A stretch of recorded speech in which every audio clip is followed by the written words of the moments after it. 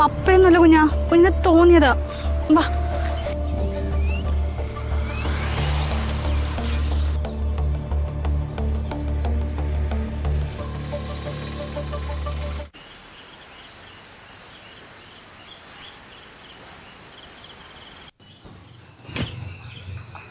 കുഞ്ഞുസേ, ഇതെന്താ പഠിക്കാൻ വേണ്ടി എന്തോ ആലോചിച്ചോണ്ടിരിക്കുന്നത്? എന്താ അമ്മ എന്തിനാ കുഞ്ഞിന്റെ അടുത്ത് കള്ളത്തരം പറഞ്ഞത്? അമ്മ അതിന് എന്ത് കള്ളത്തരോ കുഞ്ഞിൻ്റെ അടുത്ത് പറഞ്ഞത്? പിന്നെ ആ ബാഗ് അവിടെ കൊണ്ടുപോയിക്ക്.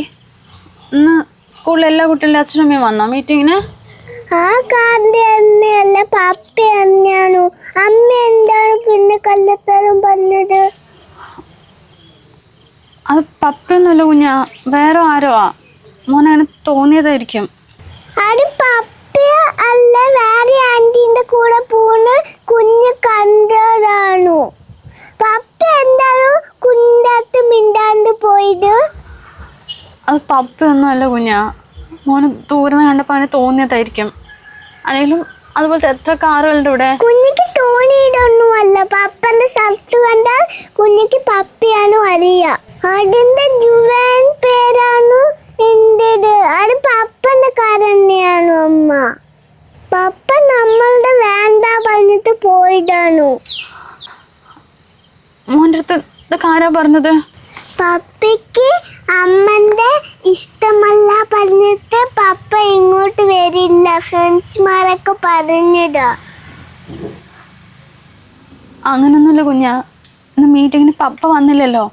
ഇപ്പൊ കുട്ടികൾ വെറുതെ പറഞ്ഞതായിരിക്കും. പപ്പയ്ക്ക് നമ്മളുടെ വേണ്ട, അത് കുഞ്ഞിക്ക് മനസ്സിലായി. അങ്ങനെയൊന്നുമില്ല കുഞ്ഞുസേ, കുട്ടികൾ വെറുതെ പറയാട്ടോ. മോനതൊന്നും കാര്യാക്കണ്ട. അപ്പോ പപ്പ നമ്മളെ കാണാൻ വരോ? പപ്പ വരും കേട്ടോ. അവിടെ തിരക്കാണ് പറഞ്ഞില്ലേ, അതൊക്കെ കഴിഞ്ഞിട്ട് കുഞ്ഞുസിനെ കാണാൻ വരും കേട്ടോ. എന്നാൽ പപ്പന്റെ ഫോണിന്റെ വിളിക്ക്. എന്താണ് മീറ്റിംഗ് വരാത്ത ചോദിക്കത്തെ കുഞ്ഞു? കുഞ്ഞുസേ, വേണ്ട അമ്മ, കുഞ്ഞി കരിയായി. ഇനി കള്ളത്തരം പറയണ്ട.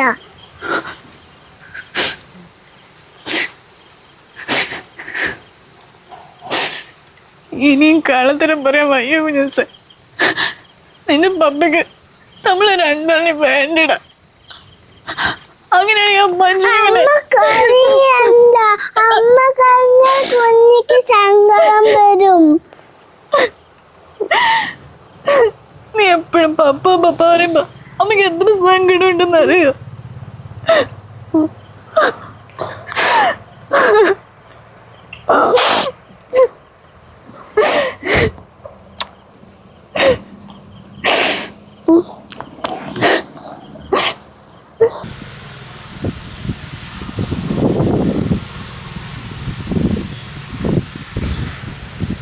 എന്താ കമനോ, ഇന്ന് പണിക്കാരൊന്നും വന്നില്ലേ? ഓ, അതിന് പണിക്കാര് വന്നോ പോയോന്നൊക്കെ അന്വേഷിക്കാൻ നിങ്ങൾക്ക് എവിടെ സമയം?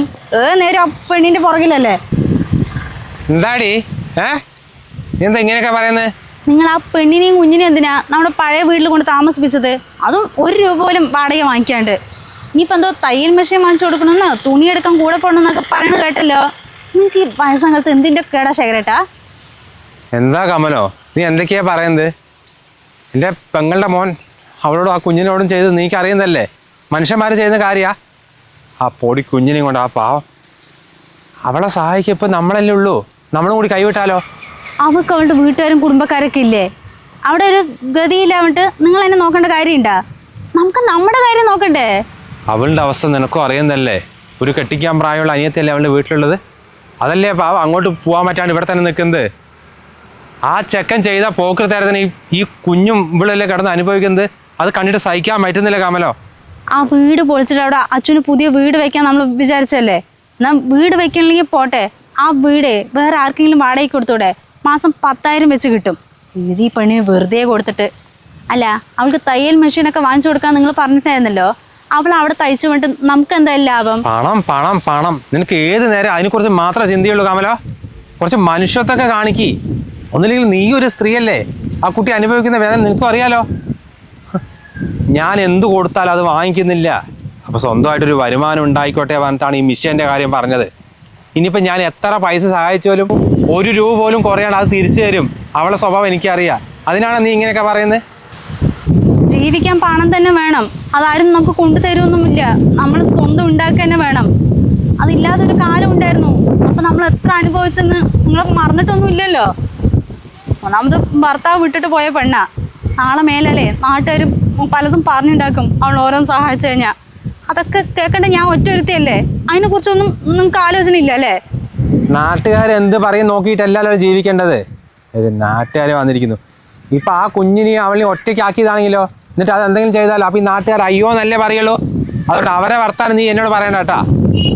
അല്ലെങ്കിൽ അവർ ഇനി അനുഭവിക്കുന്നത് ആ കുട്ടി ചെയ്ത് തെറ്റല്ലല്ലോ. എല്ലാം ഒറ്റ ഒരുത്തനല്ലേ. കുറേ പിടിച്ചു നിൽക്കാൻ നോക്കിയ പാവം. എന്നിട്ട് അവൻ വീണ്ടും വീണ്ടും തെറ്റിയത് കൊണ്ടാണ് ആ കുഞ്ഞിനെ കൊണ്ട് അവൾ ഇറങ്ങിയത്. അല്ലെങ്കിൽ അഭിമാനം കളഞ്ഞിട്ടേ ഒരിക്കലും ഒരു സ്ഥലത്ത് നിൽക്കരുത്. അവള് ചെയ്ത് തന്നെയാ ശരി. നീ വെറുതെ ആ കുട്ടിനെ കുറ്റപ്പെടുത്താൻ നിൽക്കണ്ട കേട്ടോ. അതിന് ഞാൻ അവളെ കുറ്റപ്പെടുത്തിയൊന്നും ഇല്ലല്ലോ. അവളെ സഹായിക്കാൻ വേറെ എന്തൊക്കെ വഴികളുണ്ട്? വീടും സ്ഥലം കൊടുക്കേ, വലിയ പറമ്പാ അത്. അത്യാവശ്യം വേണ്ട സൗകര്യങ്ങളൊക്കെ ഇല്ലേ? വേറെ ആരെങ്കിലും വാടകയ്ക്ക് താമസിപ്പിച്ചാണെങ്കിൽ നല്ലൊരു പൈസ കിട്ടും. അതൊന്നും എന്തെങ്കിലും അവൾക്ക് കൊടുത്താൽ പോരായിരുന്നോ? ഇതിപ്പോൾ ഇങ്ങനെ തന്നെ ചെയ്യണമെന്ന് നിങ്ങൾക്ക് എന്തിൻ്റെ കേടാ? എൻ്റെ കമല, ആ കൊച്ചിന് 10-26 വയസ്സായിട്ടുള്ളൂ. ആ പൊടി കുഞ്ഞിനെയും കൊണ്ട് ഇവിടെ വാടക വീട് നോക്കി നടക്കാനുള്ള പ്രാപ്തിയൊന്നും അതിനില്ല. ഉണ്ടെങ്കിൽ തന്നെ അതിന് പൈസ ഇല്ല. ഇനിയിപ്പോൾ ആരെങ്കിലും സഹായിക്കുക അവർ എന്ത് ഉദ്ദേശത്തോടെയാണ് നമുക്ക് അറിയുന്നില്ലല്ലോ. ഇതാകുമ്പോൾ നമ്മുടെ വീട് തന്നെയല്ലേ. ആ കൊച്ച് അവിടെ സേഫ് ആയിരിക്കും. അതുകൊണ്ട് ചെയ്തതാണ്. ഇതൊക്കെ അവൾക്ക് അറിയുന്ന കാര്യമല്ലേ? ഭർത്താക്കന്മാരെന്തെങ്കിലും ചെയ്തു കൊണ്ടേ വീട് വിട്ട് കുഞ്ഞിനെയും കൊണ്ട് ഇറങ്ങുകയല്ല വേണ്ടത്. പെണ്ണുങ്ങളാകുമ്പോൾ കുറച്ച് ക്ഷമിച്ചും സഹിച്ചൊക്കെ അവിടെ ഇരിക്കണം. അല്ലെങ്കിൽ പിന്നെ അവൾക്ക് അവനെ പറഞ്ഞ് മനസ്സിലാക്കായിരുന്നല്ലോ. പറഞ്ഞ് മനസ്സിലാക്കാൻ അവൻ്റെ ചെറിയ കുട്ടിയാണോ? അവന് ബോധമൊന്നുമില്ലേ? പെണ്ണാണെങ്കിൽ സഹിച്ച് ക്ഷമിച്ചിരിക്കണോ? അല്ല കമലോ, ഈ തെറ്റ് ഞാനാണ് ചെയ്തതെങ്കിലോ ഈ പറഞ്ഞ ഡയലോഗ് നീ പറയോ? ഒരു സ്വന്തം ജീവിതത്തിൽ അനുഭവം വരണം. അപ്പോഴാണ് അതിൻ്റെ വേദന എന്താണെന്ന് മനസ്സിലാവുള്ളൂ. അല്ലാതെ ദൂരെ നിന്ന് അഭിപ്രായം പറയാൻ ആർക്കും പറ്റും. നിങ്ങൾക്ക് എന്താ അവള് പറയുമ്പോഴേക്കും ഇത്ര പൊള്ളുന്നത്? അവളുടെ പ്രായത്തിലുള്ള മോൾ നമുക്കുള്ളതുകൊണ്ടടി. ആ കൊച്ചിൻ്റെ മോൻ കാണുമ്പോഴേ എൻ്റെ മോളെ പോലെ എനിക്ക് തോന്നുന്നു. അതുകൊണ്ട് തന്നെ ഞാൻ കൂടെ നിന്ന് സഹായിക്കുന്നത്. അതിന് ആര് എന്ത് പറഞ്ഞാലും എനിക്കൊരു കുഴപ്പമില്ല. കേട്ടടി, ഉപദേശിക്കാൻ വന്നിരിക്കുന്നു.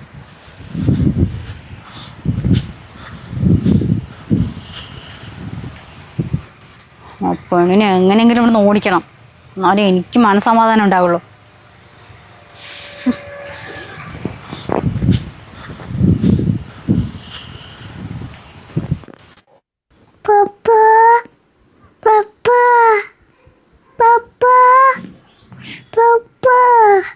കുഞ്ഞിക്ക് കാണാൻ തോന്നുന്നു.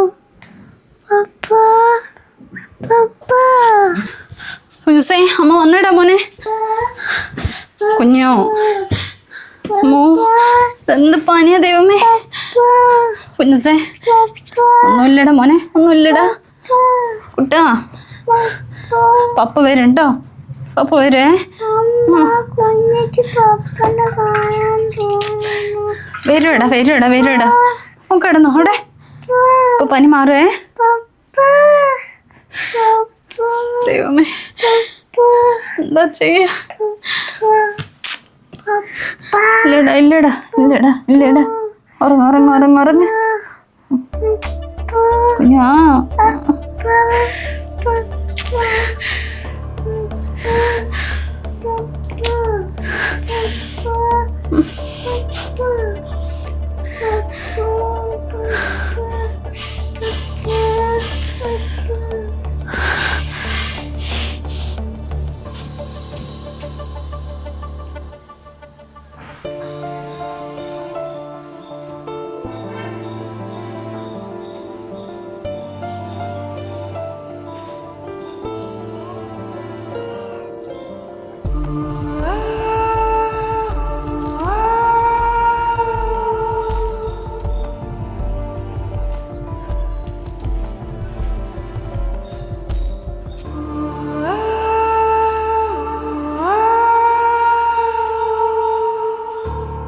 അല്ല ആരാ ഇത്?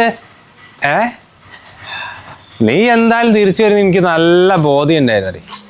പക്ഷെ ഇത്ര നേരത്തെയാന്ന് വിചാരിച്ചില്ല കേട്ടാ.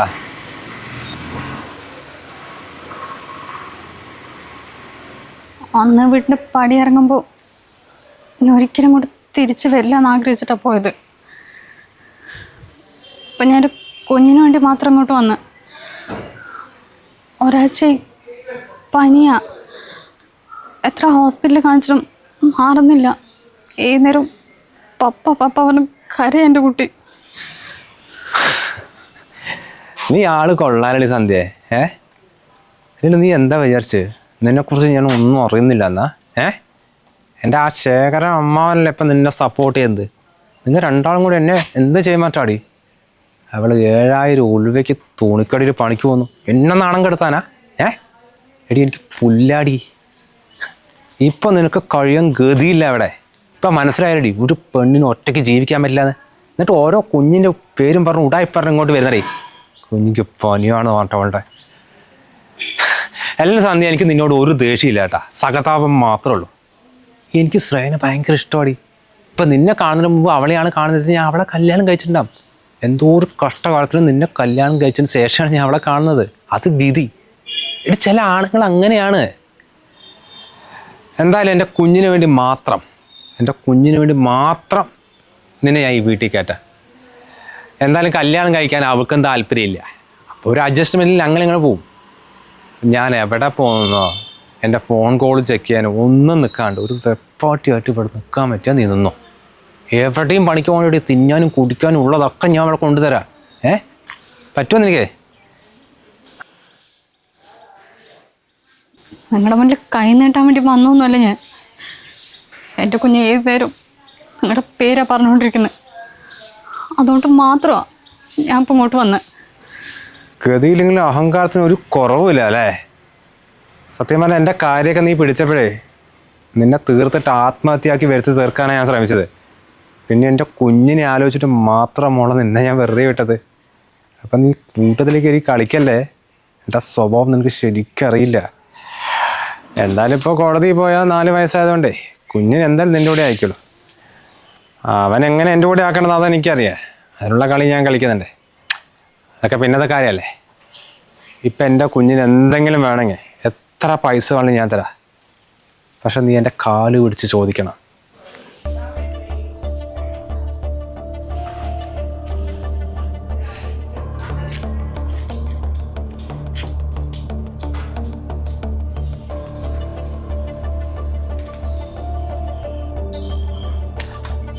എടേ,